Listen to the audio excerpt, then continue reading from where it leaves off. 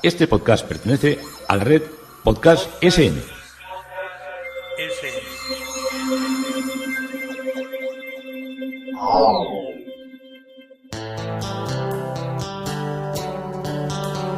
Historia con sentido. Un podcast realizado y presentado por Juan Carlos González.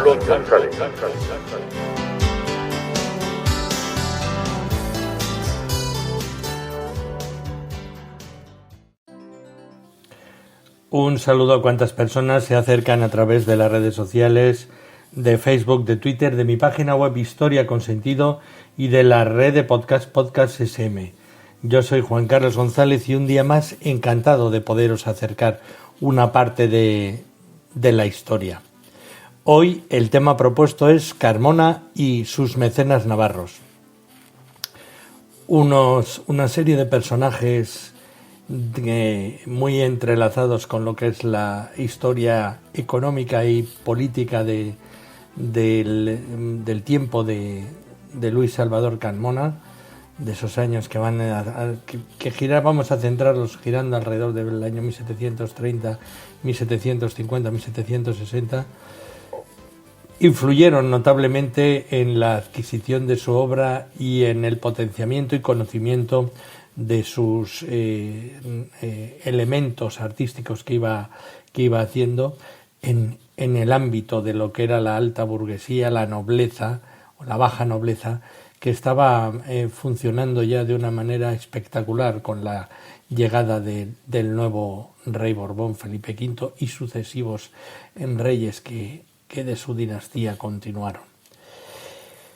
Una de las cuestiones que muchas veces me suelo fijar cuando voy a ver catedrales son los imponentes órganos. Me estoy acordando ahora de los órganos que hay en la catedral de Toledo, en la catedral de Sevilla, en muchas catedrales, aunque no sean tan importantes, en muchos monasterios y a veces en pequeños pueblos, en aldeas castellanas perdidas de las manos de Dios.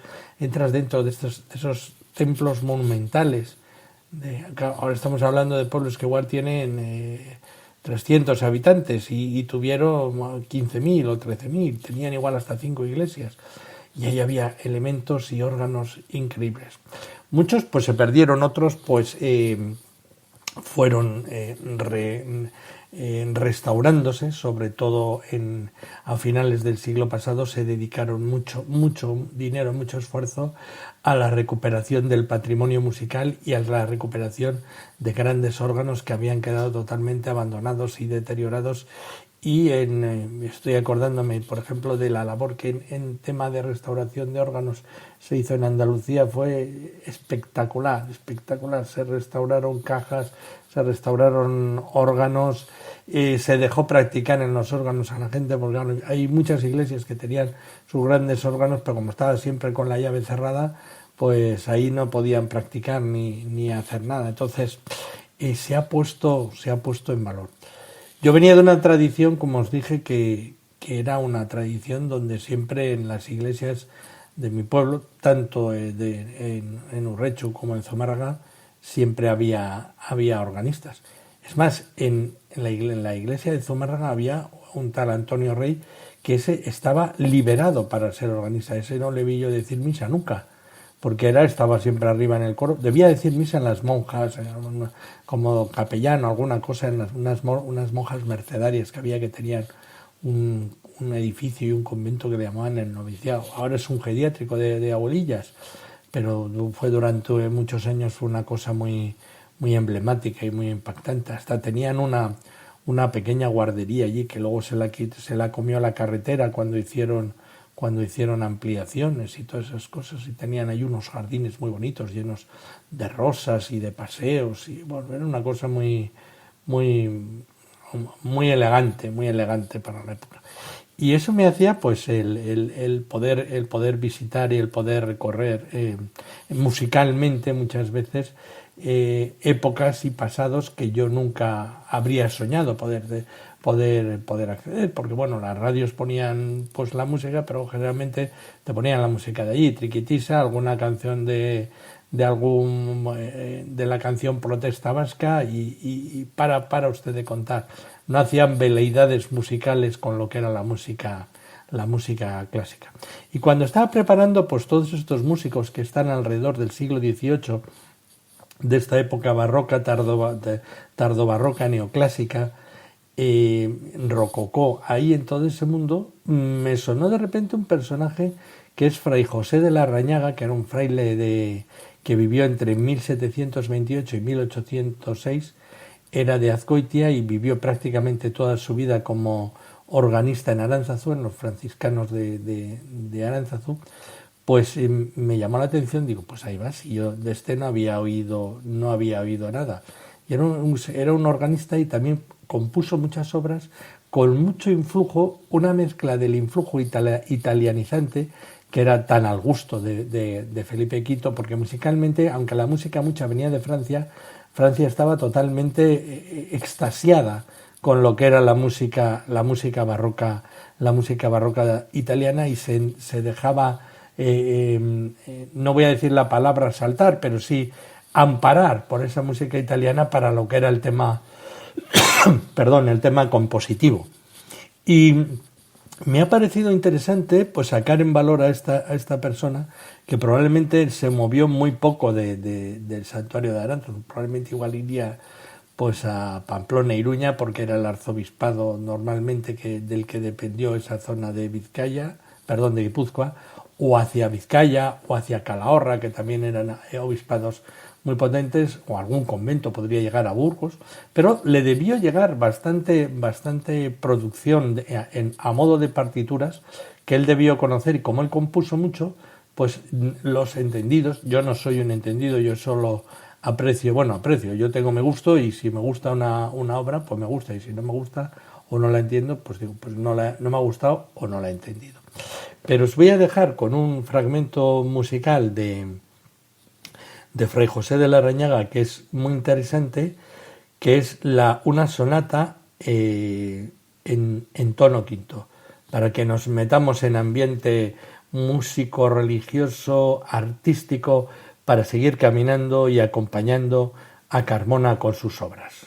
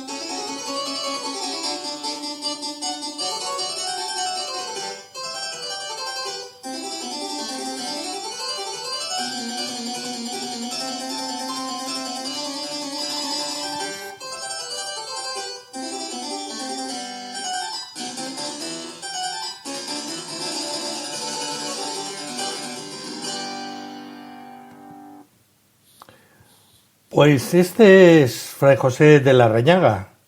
Qué sorpresa, ¿eh? Parece más una música paleciega que la creación de un fraile de Aránzazu, curiosamente. Y los frailes de Aránzazu son los frailes que están también en San Fermín de los Navarros. Y en San Fermín de los Navarros, y muchos de ellos provienen de allí. Y en San Fermín de los Navarros es donde hubo muchas obras de Luis Salvador Carmona que se perdieron en la Guerra Civil, pero de las cuales queda constancia de su existencia. Entonces hemos empezado por la música que oía yo en los órganos, por los grandes órganos de las catedrales, por el organista Larrañaga, por Aránzazu, por San Fermín de los Navarros, y volvemos otra vez a Salvador Carmona, que a veces parece que doy muchas vueltas, pero son las vueltas muchas veces necesarias para llegar a nuestro autor. Otra de las tallas que se conserva de Luis Salvador Carmona es una talla de Sor María de Jesús de Ágreda, que ahora está forma parte del fondo que tiene el Museo Diocesano de Madrid, no siempre lo expone. Está en el convento de la Latina. ¿Qué es esto del convento de la Latina? Porque es un barrio de Madrid al lado de donde se desarrolla el Rastro, y hay muchas actividades teatrales y todo este tipo de cosas. Pero efectivamente, el barrio recibe el nombre por el convento, que en el momento fundacional era el convento de la Concepción de Nuestra Señora, que fue una institución religiosa fundada en el año 1509 por Beatriz Galindo, que se le denominaba la Latina por lo culta que era. Y estaba en la calle Toledo, está todavía en la calle Toledo, muy cerca de la plaza de la Cebada. El mercado de la Cebada ya lo han desmantelado, llevan una obra ahí eterna que no sé ahora qué están haciendo. Y el edificio se encontraba anexo al Hospital de la Latina, y fue diseñado por el maestro mayor de obras hispano-musulmán Maese Hazán, y tras 4 siglos de existencia fue derribado en 1890 y da nombre a la calle adyacente, que es la calle que le cruza por un lado, por decirlo de alguna manera. La fundadora era Beatriz Galindo, que era camarera mayor de la reina Isabel la Católica, como si fuera su secretaria. En el año 1502 crea en la esquina de la calle Toledo con la plaza de la Cebada, ella era ya una noble, un convento de monjas jerónimas. Y a pesar de todo, no fue hasta el año 1512 cuando tomaron posesión de las hermanas, que a petición de Beatriz debía ser como un colegio ilustre, un colegio para las hijas de hidalgos y para las hijas de nobles. Y el convento se fundó en un solar, casa y viña, propiedad del marido de la Latina, de Francisco Ramírez, conocido como el Artillero. Pronto surgieron los problemas con los religiosos de la iglesia de San Francisco el Grande, y el padre superior alegaba que el monasterio se encontraba cerca de su área de influencia, aduciendo que el marido de Beatriz había prometido a la orden franciscana el solar de esas casas. Pero Francisco Ramírez había fallecido en 1501 sin indicar nada de estas reclamaciones en su herencia, pero a pesar de ello los franciscanos ganaron los juicios ante el Tribunal de la Rota Romana y fue convertido en convento de Concepción franciscana. En vez de ser jerónimo, los franciscanos de San Francisco el Grande se alzaron con el predominio de su orden religiosa e instituyeron allí la Concepción franciscana. Las antiguas religiosas trasladaron su monasterio a un local más arriba de la calle, perteneciente al mayorazgo de la familia Ramírez, y por deseo de la Latina los sepulcros de Beatriz Galindo y de Francisco Ramírez, el artillero del que hemos hablado, debían residir en el convento. Su marido falleció antes, lo que provocó que fuera enterrado en un lugar no precisado de la iglesia, lo que resultó difícil de cumplir. Una estatua de Sor María de Jesús de Ágreda. Bueno, ¿quién es esta? Iba a decir esta señora, ¿quién es esta monja? Pues esta nace en Ágreda, Soria, en el año 2 de abril de 1602, y murió también en Ágreda el 24 de mayo de 1665. Fue una monja, es que es una monja muy peculiar, por eso me extiendo un poco más con ella.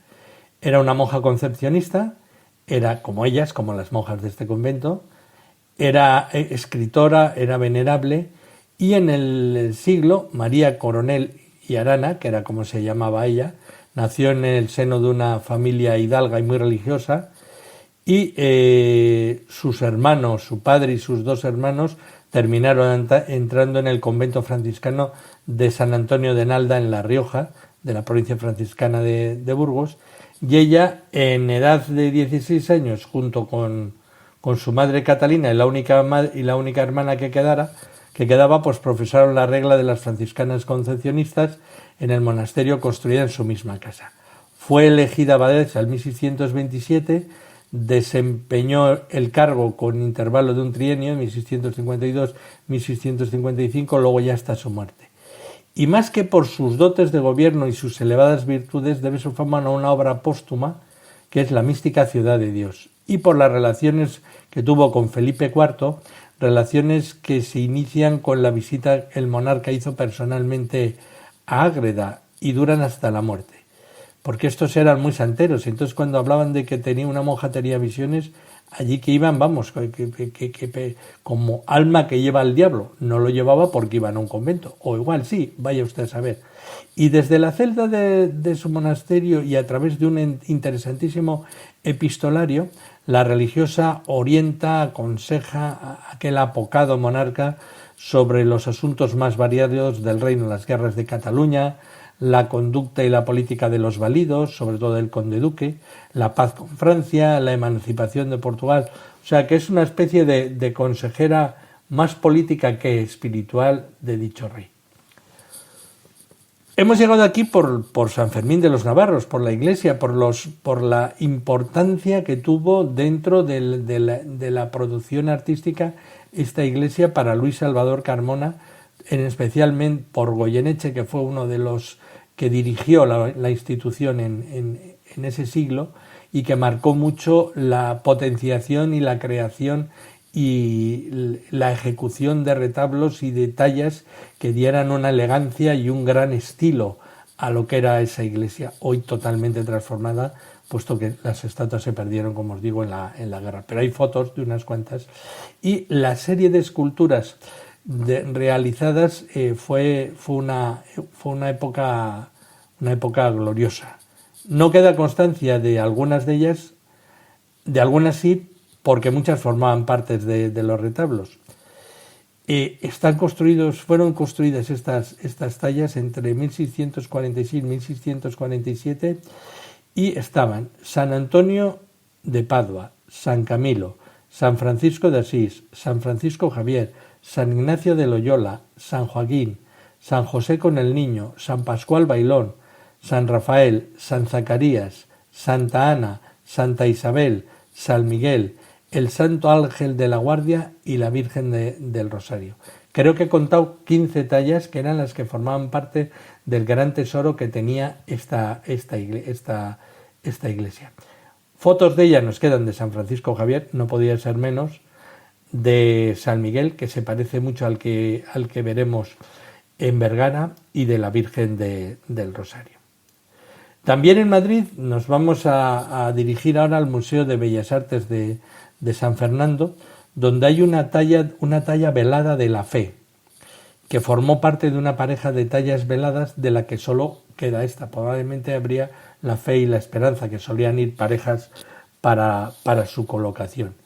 Esto de velada, la dificultad de modelar un velo sobre un cuerpo en un material que está entre los más duros, como es el mármol, se le agrega otra dificultad, y es que el mármol no permite la adición.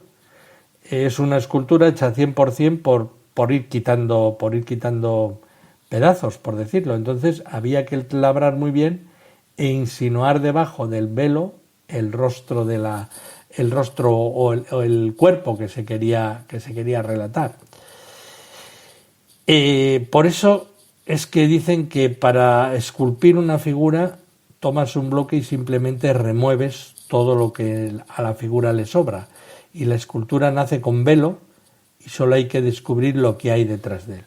Pero es una complicadísima elaboración donde vemos la categoría que tenía Luis Salvador Carbona creando piezas.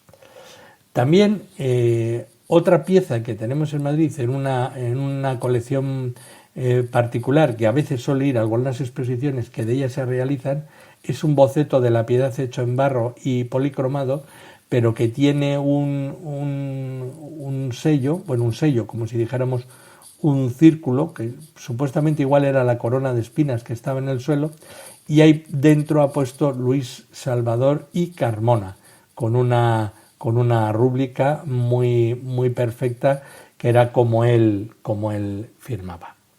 Otra talla que tenemos en Madrid es la Virgen Dolorosa, que está en la iglesia de San Jerónimo el Real de Madrid. Está en la capilla de la Pasión, y en la última restauración de 2006 a cargo de Francisco Jurado Jiménez descubrieron también en esta capilla unos frescos del siglo XVII que representaban un Vía Crucis realizado por Lorenzo Montero, y también allí se localiza una lápida del que sufragó la capilla, el italiano Torrelio Castiloglio, y por ese tema de Vía Crucis y ese tema mortuorio, o ese tema de recuerdo de la lápida de un enterramiento, fue por lo que se colocó allí,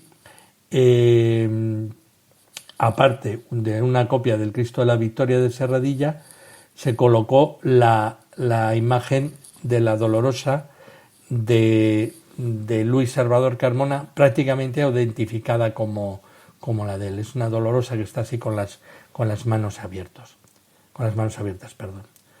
Otra pieza que podemos encontrar que estaba en la iglesia de San Antón, en la calle Hortaleza de Madrid, es el Éxtasis de San Camilo de Lelis. Es un medallón muy perfecto, y es una escultura muy realista y de gran expresividad, y esta obra representa a San Camilo en el momento del fallecimiento, en el cual es ayudado por un ángel que le está sujetando, mientras que Cristo, que ha soltado sus brazos de a la cruz, realiza el gesto de recogerlo para llevarlo con él al reino. La cabeza del santo es magnífica, está envuelta en cabellos y barba tan delicada que la ejecución casi se podría confundir más con una escultura que con la pintura. Creo que se guarda en una residencia de los Escolapios, porque el padre Ángel tiene tiene organizado ahí todo esto de la iglesia de mensajeros de la paz y todas estas cosas, y yo alguna vez que me he asomado, no lo he visto, pero sí que existe y sí que está descrito. Vamos con las obras mayores importantes de Luis Salvador Carmona y nos desplazamos al Museo Nacional de Escultura de Valladolid. Ya sabéis que esta es la riqueza que tiene nuestro arte, que hay museos que no están todos en Madrid, ni que se han querido nutrir de toda la participación de elementos que hay. Por ejemplo, tenemos Monumento Nacional de Arte Romano, tenemos en Mérida, Monumento Nacional de Historia Submarina lo tenemos en Cartagena. El Museo Nacional de Escultura lo tenemos en Valladolid, también está el Museo Nacional de Arte de Cataluña. En fin, hay cantidad de museos que se han desgajado porque Madrid no puede acoger a todo. Y allí está un Cristo crucificado que es excepcional, es un Cristo excepcional. Claro, pues las obras, imaginaros que las que están allí es lo bueno, lo mejor y lo mejor de lo mejor. Desde el historiador Sánchez Catón se ha mantenido que esta obra podía provenir muy probablemente del Colegio Madrileño de Loreto, donde se cita la existencia de un crucifijo de tamaño natural de mano de Salvador Carmona. Y tanto en el compendio de su vida y de su obra de 1775 como en Ceán, su otro historiador, es donde aparece esta referencia. No obstante, el mismo compendio menciona también un Cristo de igual tamaño hecho para el madrileño Oratorio del Salvador, lo que implica ese otro también posible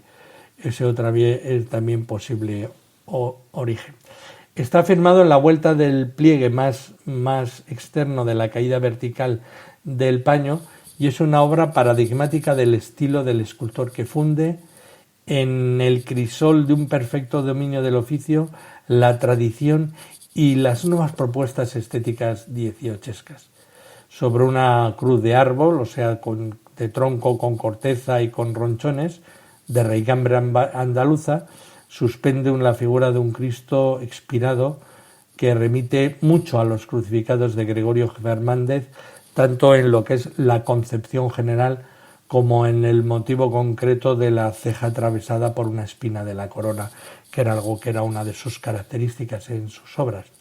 Y es trabajado con una minuciosa verosimilitud y la calidad de la talla se refuerza con el recurso barroco de los postizos, la policromía sobria, la carnación pálida a pulimento y tampoco se excede en sangre, que era una de las cosas que el barroco nos había traído y mucha.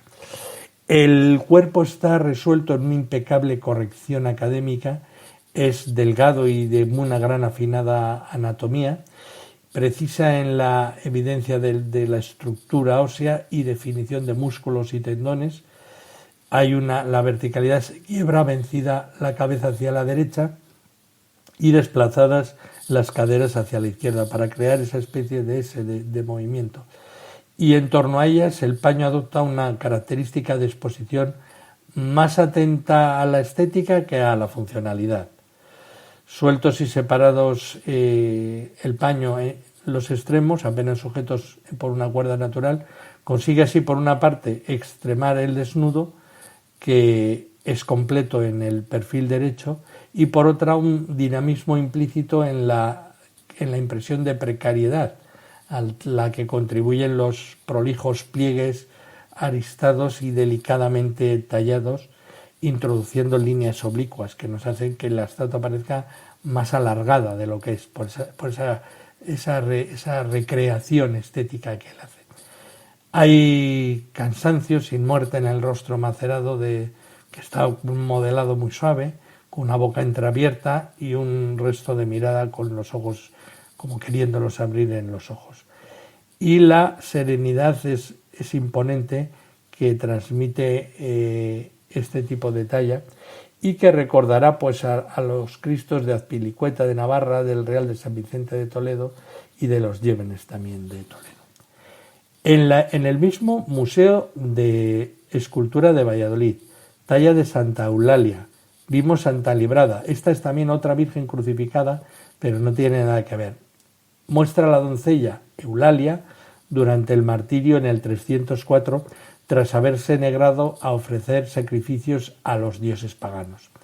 Refleja la sensibilidad del rococó, que interpreta con elegancia incluso los temas más dramáticos.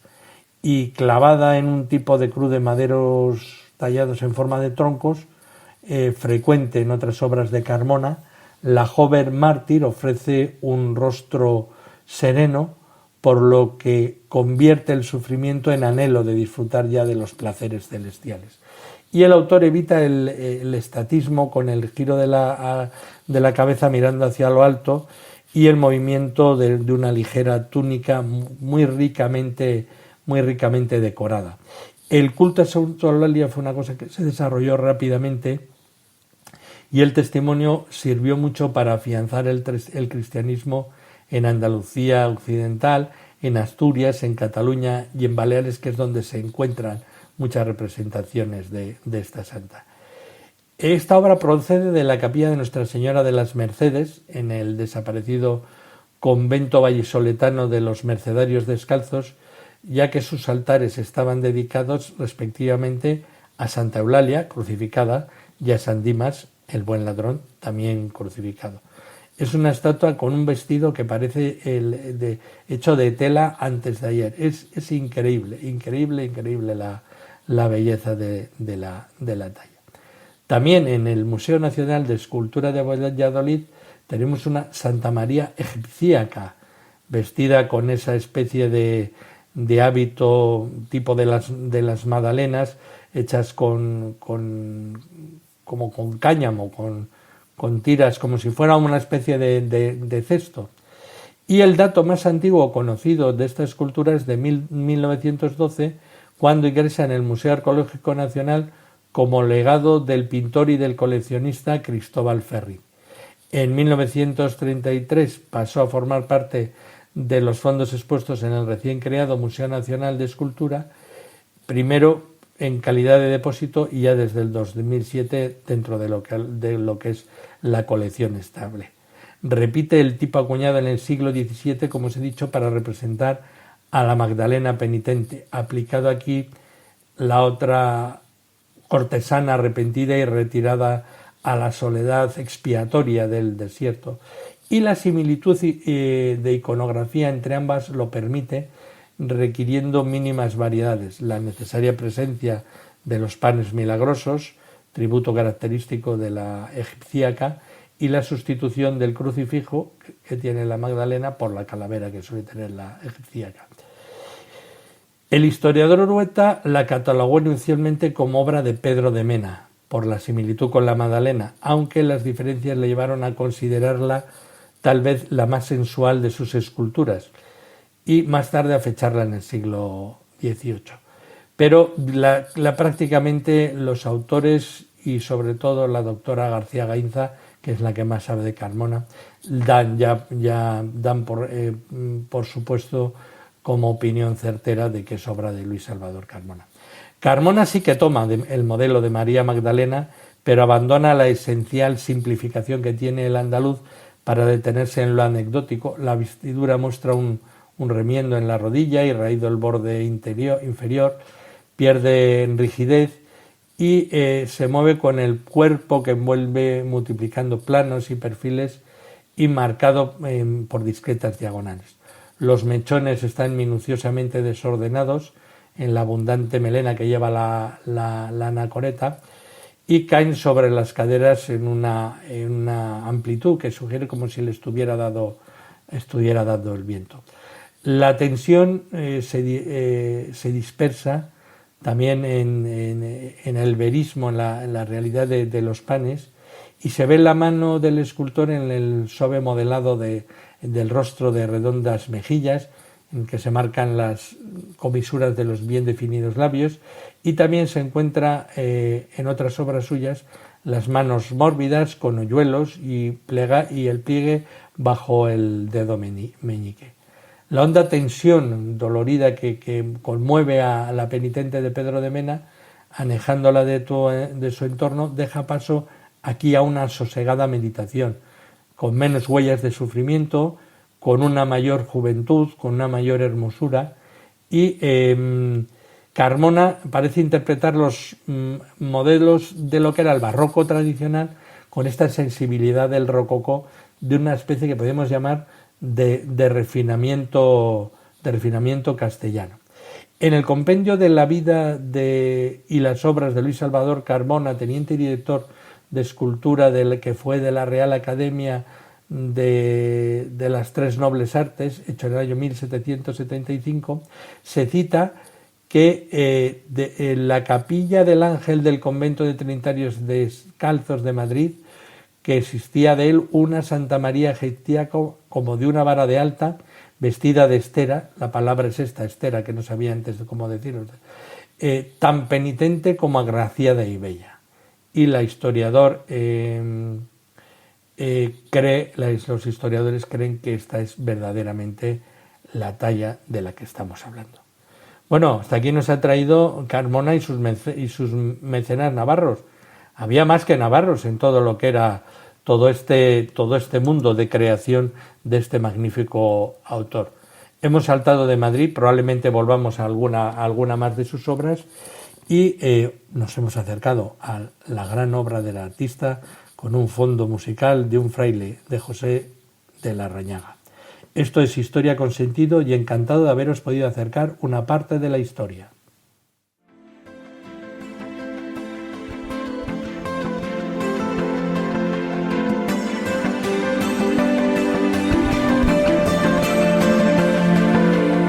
Hasta aquí un episodio más de Historia con Sentido.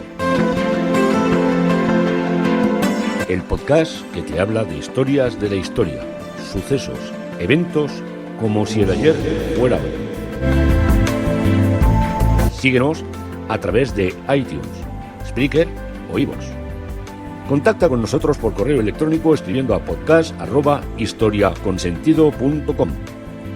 Nuestra web www.historiaconsentido.com.